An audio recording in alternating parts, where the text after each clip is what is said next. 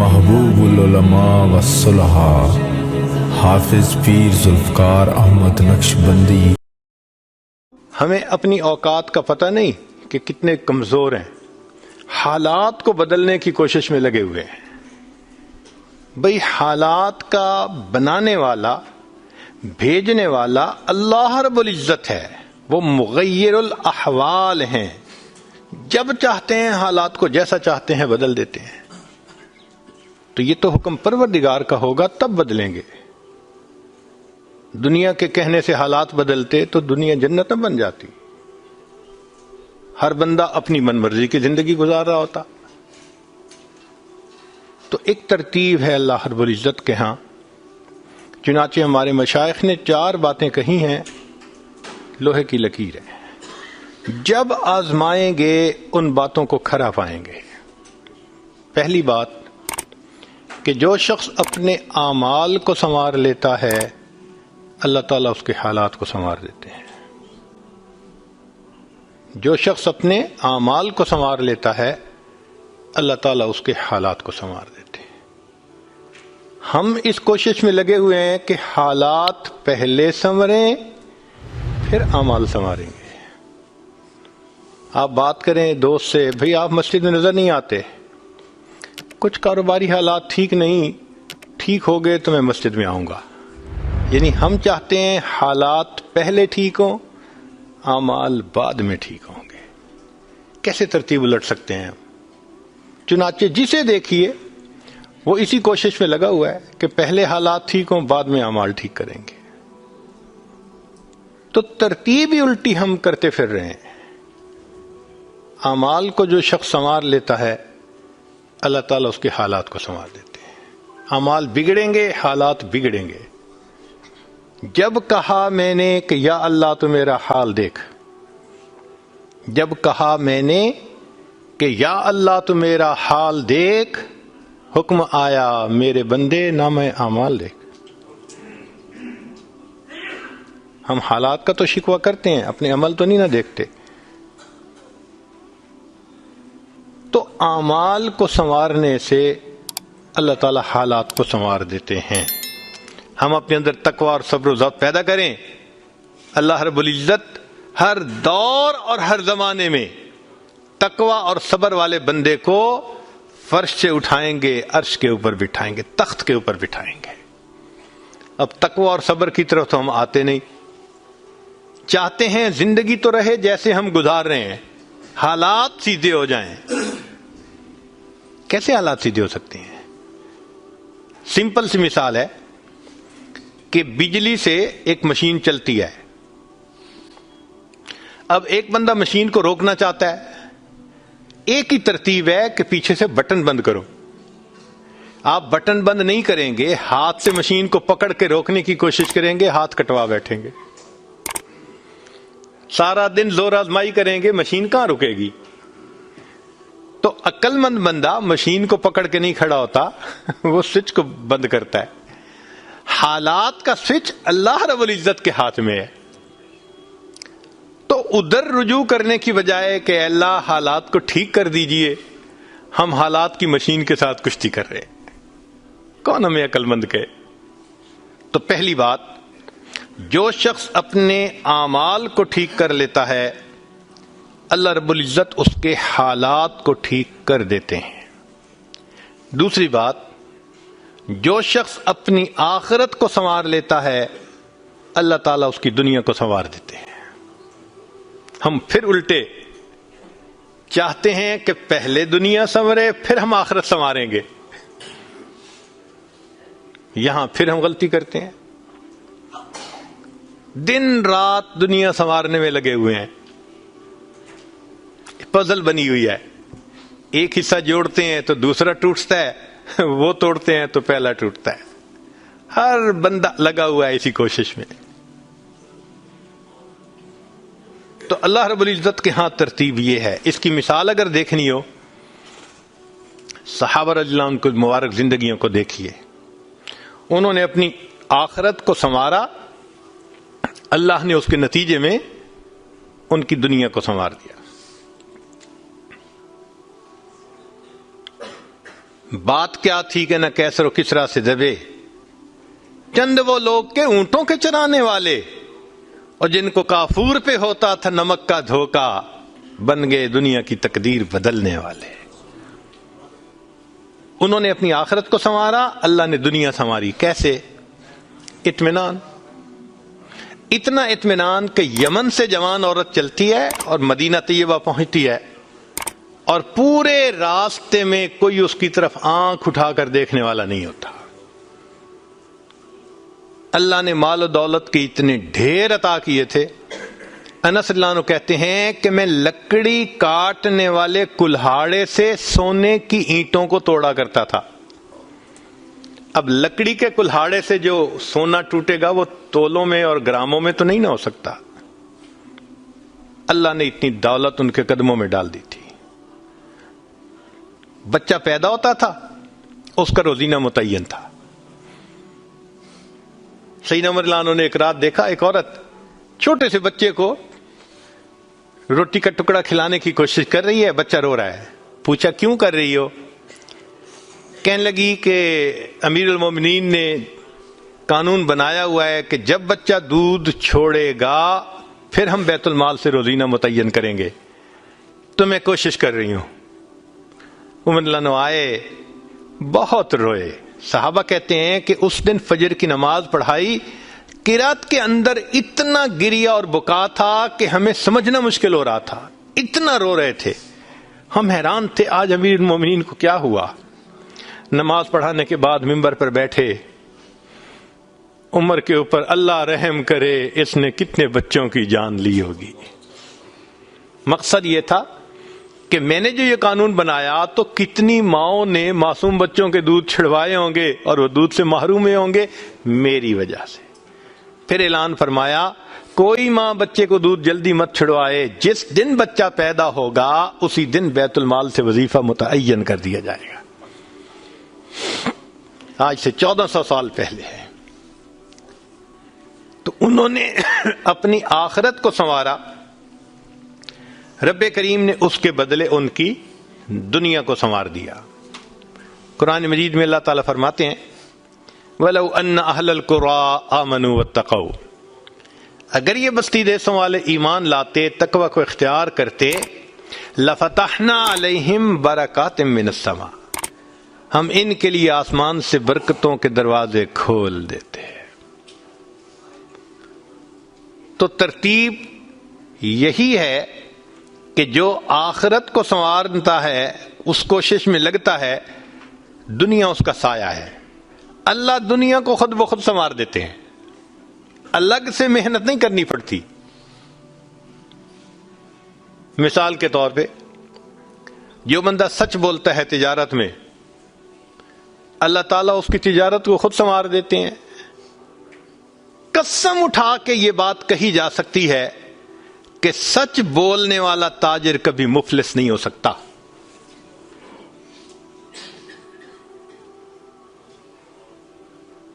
Possible ہی نہیں کہ سچ کی بنیاد ہو اور اس میں برکت نہ ہو۔ تو دو باتیں، جو شخص اپنے اعمال کو سنوارتا ہے اللہ تعالی حالات کو سنوار دیتے ہیں، جو اپنی آخرت کو سنوار لیتا ہے اللہ تعالیٰ اس کی دنیا کو سنوار دیتے ہیں۔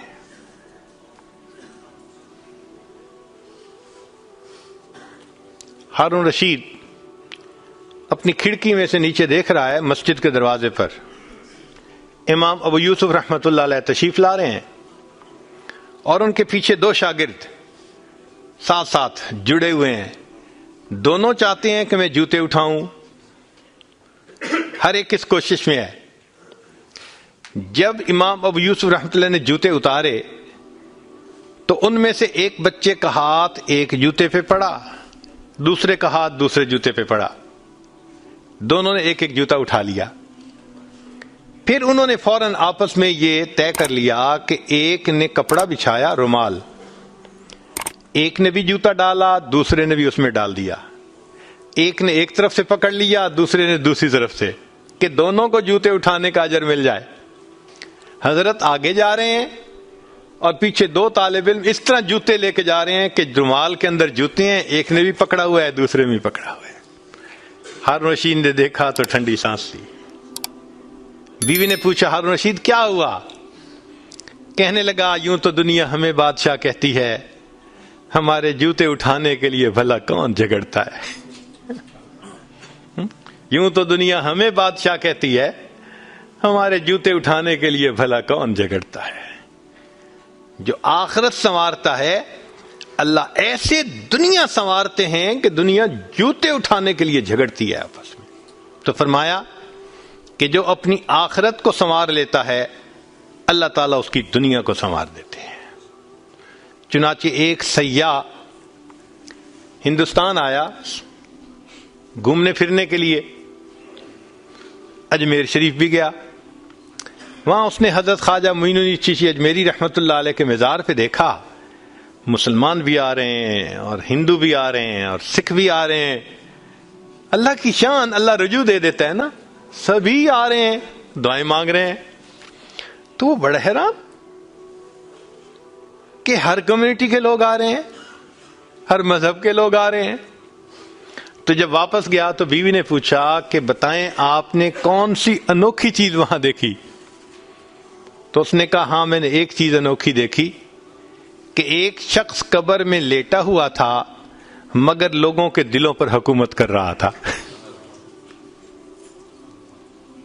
ایک شخص قبر میں لیٹا ہوا تھا مگر لوگوں کے دلوں پہ حکومت کر رہا تھا۔ اللہ تعالیٰ یوں دنیا سنوارتے ہیں۔ تو 2 باتیں، جو شخص اپنی اعمال کو سنوار لیتا ہے اللہ تعالیٰ اس کے حالات کو سنوار دیتے ہیں، اور جو شخص اپنی آخرت کو سنوار لیتا ہے اللہ تعالیٰ اس کی دنیا کو سنوار دیتے ہیں۔ تیسری بات کہ جو شخص اللہ رب العزت سے اپنے تعلق کو سنوار لیتا ہے اللہ مخلوق سے اسے تعلق کو سنوار دیتے ہیں۔ آج ہم چاہتے ہیں چچا راضی ہو جائے، پھپھو راضی ہو جائے، بہن راضی ہو جائے، اور عجیب بات ہے یہ رشتہ داریوں کے معاملے ہیں ہی ایسے، کھاؤں کدھر کی چوٹ بچاؤں کدھر کی چوٹ، سمجھ ہی نہیں لگتی کہ سب کو کیسے راضی کیا جائے۔ انسان حیران ہوتا ہے اور یہ ہم تو سب کے ساتھ اچھا کرتے ہیں مگر پتہ نہیں رشتہ دار ہم سے راضی نہیں ہوتے۔ اس کے پیچھے بھی راز ہے، کیوں کہ ہم نے اللہ سے اپنے تعلق کو تو سنوارا نہیں ہوتا، مخلوق سے تعلق کیسے سنورے گا؟ تو فرمایا کہ جو شخص اللہ رب العزت سے اپنے تعلق کو سنوار لیتا ہے اللہ تعالیٰ مخلوق کے ساتھ اس کے تعلق کو سنوار دیتے ہیں۔ اگر اس کی مثال دیکھنی ہے تو نبی علیہ الصلوۃ والسلام کی مبارک زندگی کو دیکھیے۔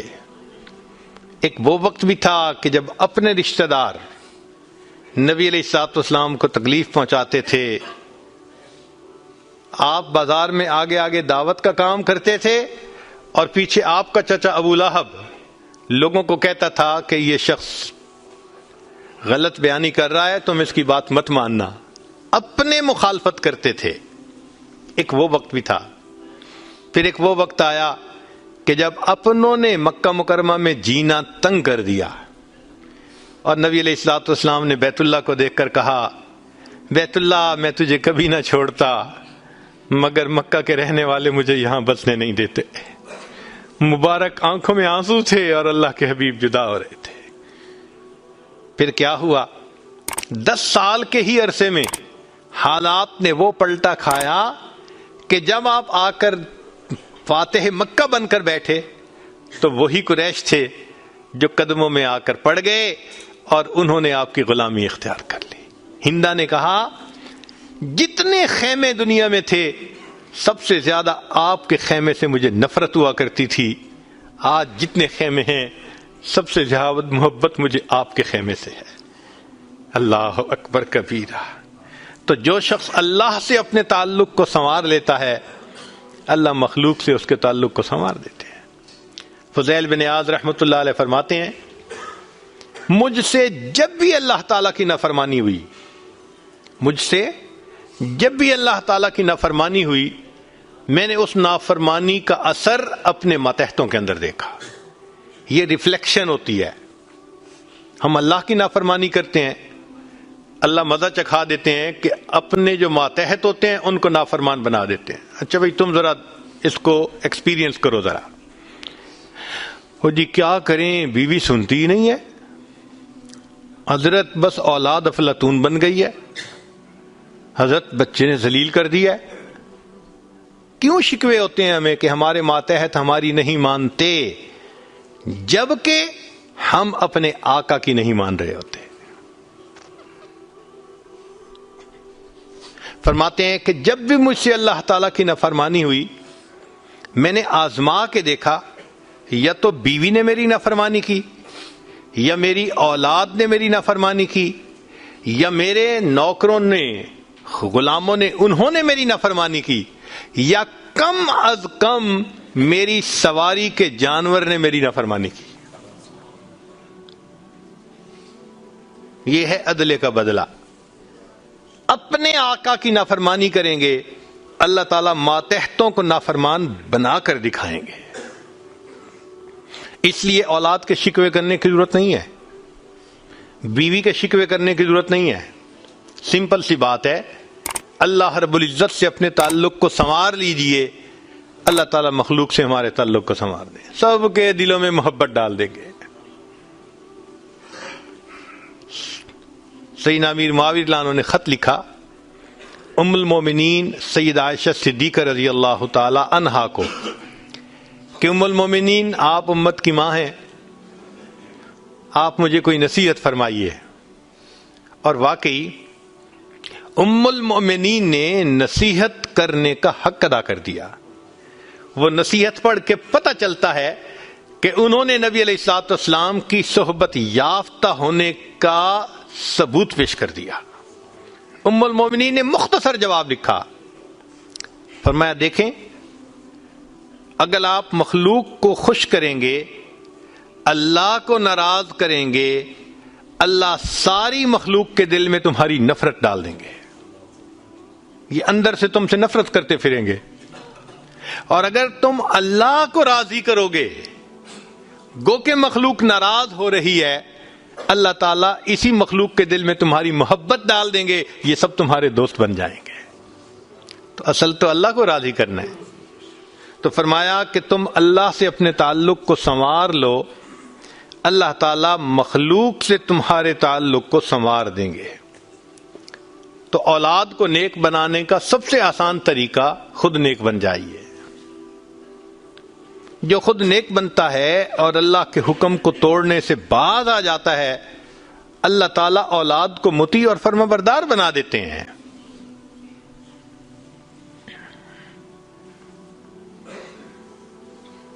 تو اب تک 3 باتیں. جو شخص اپنے اعمال کو سنوار لیتا ہے, اللہ تعالیٰ اس کے حالات کو سنوار دیتے ہیں. جو اپنی آخرت کو سنوار لیتا ہے, اللہ اس کی دنیا کو سنوار دیتے ہیں. جو شخص اللہ رب العزت سے اپنے تعلق کو سنوار لیتا ہے, اللہ مخلوق سے تعلق کو سنوار دیتے ہیں. حدیث مبارکہ میں ہے, جب بندہ عبادت کرتا ہے اور اللہ تعالیٰ خوش ہو جاتے ہیں, دعا جبرائیل, اللہ تعالیٰ جبریل علیہ السلام کو بلاتے ہیں اور بتلاتے ہیں کہ جبرائیل میں فلاں بندے سے محبت کرتا ہوں. تو جبرائیل علیہ السلام آسمانوں پر اعلان کرتے ہیں کہ آسمان کے فرشتوں, اللہ تعالیٰ فلاں بندے سے محبت کرتے ہیں. یہ اعلان سن کر سارے فرشتے اس بندے سے محبت کرنے لگ جاتے ہیں. پھر جبریل علیہ السلام زمین پر آتے ہیں اور زمین پر آ کر پھر اعلان کرتے ہیں کہ لوگوں فلاں شخص سے اللہ تعالیٰ محبت کرتے ہیں. ثم یودع لہ القبول فی الارض, پھر اللہ اس شخص کے لیے زمین میں قبولیت رکھ دیتے ہیں. پرائے اپنے بن جاتے ہیں, دشمن دوست بن جاتے ہیں, مخالفین کے دلوں میں بھی اللہ ان کی محبت اور عظمت ڈال دیتے ہیں. تو مخلوق سے تعلق سنوارنے کا یہ ہے سب سے بہترین طریقہ کس کے پیچھے بھاگیں گے، کس کس کی منت سماجت کریں گے؟ بہتر نہیں کہ ہم ایک ہی کو منا لیں؟ جس نے اللہ کو منا لیا، اللہ تعالیٰ مخلوق کے ساتھ اس کے تعلق کو سارا ٹھیک فرما دیں گے۔ چوتھی بات کہ جو شخص دن کے اعمال کو سنوار لیتا ہے، اللہ تعالیٰ اس کے رات کے اعمال کو سنوار دیتے ہیں۔